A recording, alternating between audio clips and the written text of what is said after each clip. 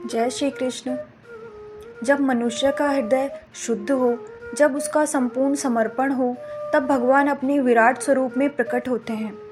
आज की श्रीमद् भागवत कथा में हम श्री कृष्ण के दिव्य रूप, भक्ति योग और अर्जुन के पूर्ण समर्पण की कथा सुनेंगे। अर्जुन अब धीरे धीरे संशय से मुक्त हो रहे थे, पर अब उनके मन में एक और जिज्ञासा जागी।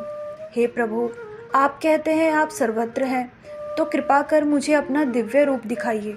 श्री कृष्ण मुस्कुराए और बोले, हे अर्जुन, यह रूप देखने के लिए दिव्य दृष्टि चाहिए, जिसे मैं तुम्हें देता हूँ। श्री कृष्ण ने जब अपना विराट रूप प्रकट किया तो अर्जुन की आंखों के सामने ब्रह्मांड के सारे तत्व समा गए। हजारों सूर्यों जैसी तेजस्वी मुख, अनगिनत भुजाएं, अस्त्र शस्त्र, ब्रह्मा शिव सभी देवता उस रूप में दिखाई दे रहे थे। समय, मृत्यु, जन्म सब कुछ उस रूप में समाया हुआ था। अर्जुन स्तब्ध हो गए। हे देव, मैं आपके इस विराट रूप को देखकर कांप गया हूँ।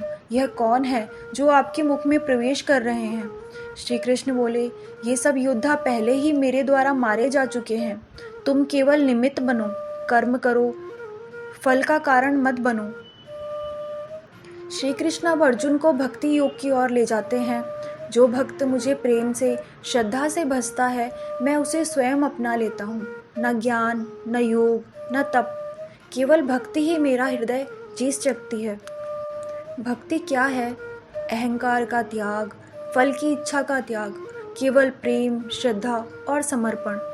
श्री कृष्ण कहते हैं, जो फल, फूल, जल भी मुझे प्रेम से अर्पित करता है, मैं उसे स्वीकार करता हूँ। श्री कृष्ण ने अर्जुन से कहा, हे अर्जुन, मैं ही सबका आदि हूँ, मैं ही अंत हूँ। जो मुझे सभी में देखता है, वही सच्चा ज्ञानी है। यहाँ श्री कृष्ण संपूर्णता का दर्शन दे रहे हैं कि हर जीव में ईश्वर है। किसी से द्वेष न हो, किसी से मोह न हो, मन स्थिर हो, बुद्धि शांत हो, यही भक्ति है।